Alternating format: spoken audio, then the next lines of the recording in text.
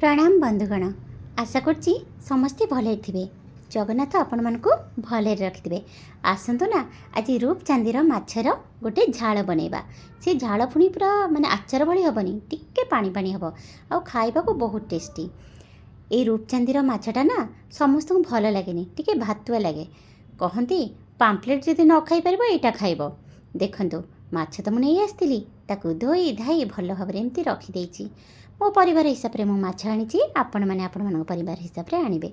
किंतु माछटा खाइबा को बहुत भल लगे, कंटा न थाए। छोट छुआ को बहुत बढ़िया, जमती आमको बाध्य पिला मानक छड़े खाया दबाकू, तो सी सब समस्या न थाए। पिला निजे खाई दियंती। मो झील तो निजे निजे यहाँ खाईदिए, मत बहुत माने सुविधा हो जाए। देखु माछ गुड़ा केते सुंदर, केते बड़ बड़ पीस होती। आमर तो टे माछ फाछ हेले टे बढ़िया। बंधुगण आपण मैंने भावुवे ये तो जमा भिडियो छाड़ूनी, सतरे भिडियो छाड़ा मत टे समस्या हो जाता। एबे आउ किसी असुविधा हेनी। एबे मु सब बेले एमती सप्ताह को 2-3टा भिडियो छाड़ी आपण मानक सहित मोर रोसई शेयर करी। देखु मु तो हल्दी लुण पकई सारे, आउ केमिति फूल भाया सजे रखी। जी आईस खाया लोक नुह मत से गाड़ी करेंगे। देखु माछ को भल भाव में गोलैक रखीदी। एबे गोटे प्लेट नहीं ताधे आमको जहाँ जहाँ सामग्री लगे आम नहीं जावा।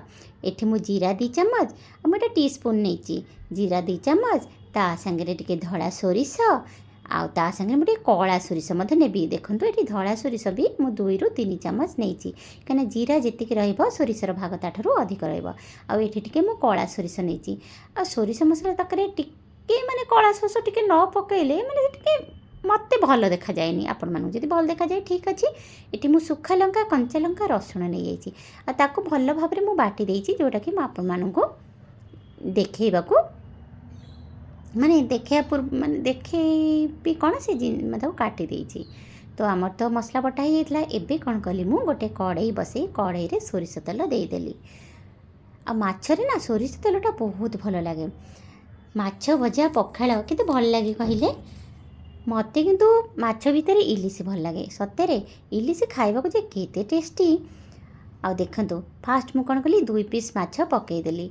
जमती कि जो मुंडटा मुंडर माने बेक पाखटा सेटा ही पकई देछि। आ मु घोड़े दिए, कहीं न घोड़े सी जो फुटे फुटिक पूरा दे हाथ मोर हाथ गोड़ फुटुका कर दिए।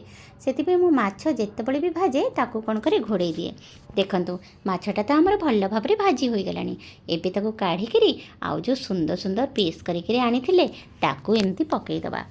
आ तरकारीर माछटा टिके हल्का भाजिले बहुत भल लगे। देखंतु आउ सब पीस की मु केमिति छाड़ी दउची। केते बड़ बड़ पीस होती देखुचंती, गोटे पीस रे खाई हो जिवो।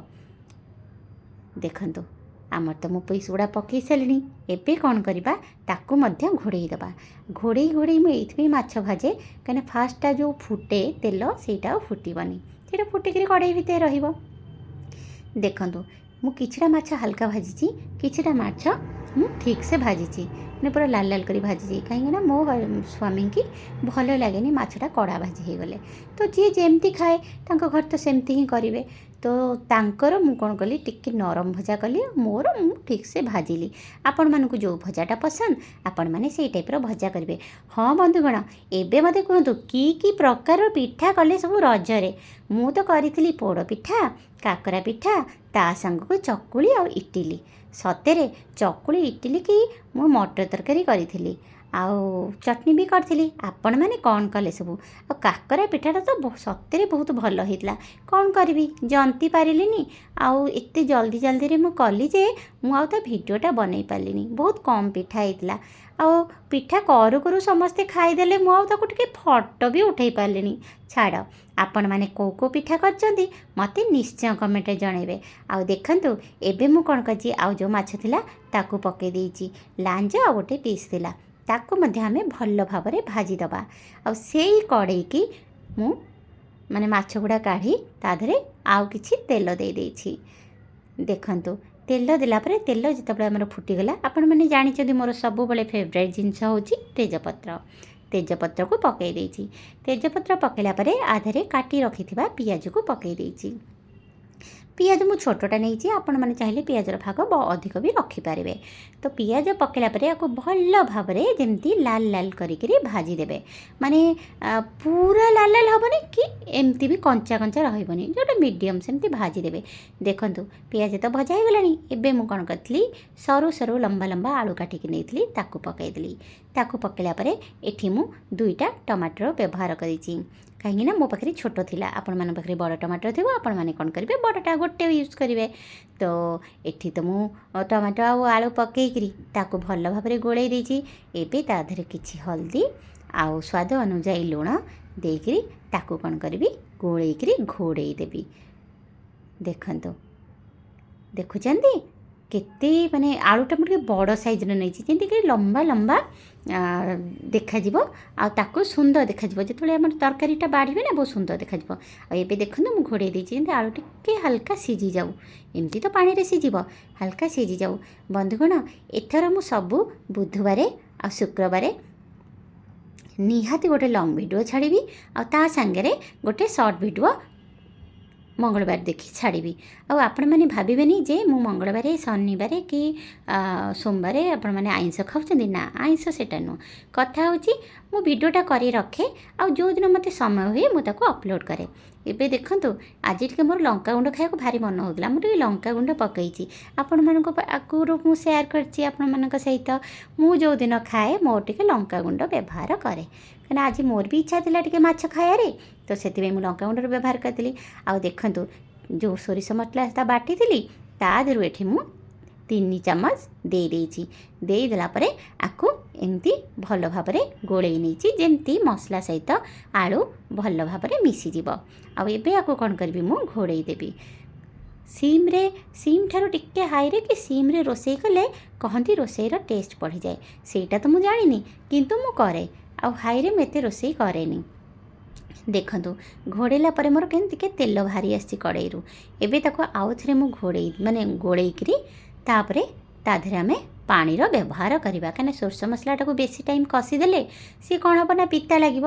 ବନ୍ଧୁଗଣ, ଏଠି ମୁଁ କିଛି ରୋଷେଇ ଯେମିତିକି କିଛି ଗୋଟେ ଶିଖି ଇଏ କରି ମୁଁ କରୁନି। ନା, ମୋ ଘରେ ଯାହା ରୋଷେଇ ହେଉଛି ମୁଁ ସେଇ ରୋଷେଇଟା ଆପଣମାନଙ୍କ ସହିତ ସେୟାର କରୁଛି। ଯଦି ଆପଣମାନଙ୍କୁ ମୋ ରୋଷେଇ ଭଲ ଲାଗୁଥିବ ତେବେ ଲାଇକ୍, ସେୟାର, କମେଣ୍ଟ ଆଉ ସବସ୍କ୍ରାଇବ୍ ନିହାତି କରିନେବେ। ଆଉ ଏମିତି ଭଲ ଭଲ ଭିଡ଼ିଓ ମୁଁ ଛାଡ଼ିବି, ଆପଣମାନେ ଦେଖି ଆପଣମାନଙ୍କର ଭଲ ପାଇବା ପ୍ରକାଶ କରିବେ। ଆଉ ଯଦି ସୋରିଷ ମସଲା ତରକାରୀ ନା, ଟିକେ ରାଗ ରାଗ କଞ୍ଚାଲଙ୍କା ହେଲେ 5ଟା ଛାଡ଼ିଦେବେ। ଯେତେବେଳେ ତରକାରୀଟା ବାଢ଼ିବେ ସେତେବେଳେ କଞ୍ଚାଲଙ୍କାରୁ ଟିକେ ଖାଲି ଚକଟି ଦେବେ, ସତରେ ବହୁତ ଟେଷ୍ଟ ଲାଗେ। କେବେ ମୁଁ ଯେମିତି କହୁଛି ସେମିତି କରି ଦେଖନ୍ତୁ ନା, ତାପରେ ମୋତେ ନିଶ୍ଚୟ ଜଣାନ୍ତୁ ତରକାରୀର ସ୍ୱାଦଟା କେମିତି ଲାଗିଲା। ଏବେ ଦେଖନ୍ତୁ, ସବୁ ମାଛ ମୁଁ କେମିତି ତରକାରୀରେ ଦେଇ ସାରିଲିଣି। ଯେତେବେଳେ ମୋର ଝୋଳଟା ଫୁଟି ଆସିଲା ସବୁ ମାଛ ମୁଁ ଦେଇଦେଲି। ମାଛ ଦେଲା ପରେ ଆକୁ ମୁଁ ଘୋଡ଼େଇ 5ରୁ 7 ମିନିଟ୍ ଫୁଟେଇଦେବି, 5 ମିନିଟ୍ ଖଣ୍ଡେ ଫୁଟେଇଦେବି। ଆଉ ଦେଖନ୍ତୁ, ଏଠି ଖଣ୍ଡେ ଆମ୍ବୁଲ ଦେଉଛି। ଆପଣମାନେ ଯଦି ଖଟା ଖାଆନ୍ତି ଆପଣମାନେ ଟିକେ ଅଧିକ ବ୍ୟବହାର କରିପାରିବେ। ମୋ ସ୍ୱାମୀ ଟିକେ ଖଟା ଖାଇବାକୁ ଭଲ ପାଆନ୍ତିନି, ତ ସେଥିପାଇଁ ମୁଁ କ'ଣ କରିଛି, ଗୋଟେ ଆମ୍ବୁଲ ଦେଇଛି। ଦେଖନ୍ତୁ, ଏବେ ମୁଁ ଘୋଡ଼େଇ ଦେଇକିରି ଆଉ ଫ୍ଲେମ୍ଟା ହାଇରେ ରଖିଛି, କାହିଁକିନା ଯେହେତୁ ଆମର ଆଳୁଟା ସିଝି ଆସିଥିଲା, ଆମର ଆଉ ଏତେ ସିମ୍ରେ ରଖି ତାକୁ କରିବାର ଆବଶ୍ୟକତା ନାହିଁ। ଦେଖନ୍ତୁ, ତରକାରୀ ମୁଁ ଟିକେ ପାଣି ପାଣି ଏଥର କରିବି, କାହିଁକିନା ଆଜି କିଛି ଡାଲି ଫାଲି କରିନଥିଲି, ଆଉ କିଛି ସେମିତି କରିନଥିଲି। ତ ତରକାରୀ ଟିକେ ପାଣି ପାଣି ନହେଲେ କେମିତି ଭାତରେ ଖିଆ ହେବ। ତ ଆଜି ମୁଁ କ'ଣ କରିଥିଲି, ଏ ସୋରିଷ ମସଲା ଦେଇକରି ମୁଁ ପାଣି ବାଲା ଟିକେ ଝୋଳ କରିଥିଲି, ଯେଉଁଟାକି ଭାତ ସାଙ୍ଗକୁ ବହୁତ ହିଁ ଭଲ ଲାଗୁଥିଲା। ଆଉ ଯଦି ଆପଣମାନେ ଖଟା ଖାଆନ୍ତି ଆଉ ଟିକେ ଖଟା ଦେବେ, ଆହୁରି ତରକାରୀର ମଜା ଆସିଯିବ। କିନ୍ତୁ ମୋ ସ୍ୱାମୀ ଖାଆନ୍ତିନି, ମୁଁ ସେଥିପାଇଁ କରେନି। ଦେଖନ୍ତୁ, ଲାଷ୍ଟକୁ ମୁଁ କ'ଣ କଲି, କଟା ହେଇଥିବା ଟିକେ ଧନିଆ ପତ୍ର, କଟା ନୁହଁ, ଆକୁ ଏମିତି ମୁଁ ଛିଣ୍ଡେଇକିରି ଦେଇଦେଇଛି। ଆଉ କଟା ବଟା କରିବାକୁ ସମୟ ନାହିଁ, କରିଦେଇଛି। ତା ସାଙ୍ଗରେ ମୁଁ କ'ଣ କରିଛି, ଏଠି ହାଲକା ଗରମ ମସଲା ଦେଇଛି। ଆପଣମାନେ ଭାବୁଥିବେ ସୋରିଷ ମସଲା ତରକାରୀ ଗରମ ମସଲା କିଏ ଦିଏ, କିନ୍ତୁ ଥରେ ଦେଇକିରି ଦେଖନ୍ତୁ, ଦେଖିବେ କେତେ ଟେଷ୍ଟି ଲାଗୁଛି।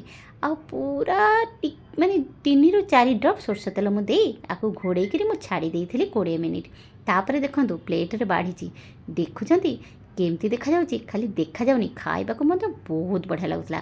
ଭାତ ସାଙ୍ଗକୁ ତ ପୁରା ଜମିଗଲା। ଆଉ ରହୁଛି ବନ୍ଧୁଗଣ, ଜୟ ଜଗନ୍ନାଥ। ଆପଣମାନେ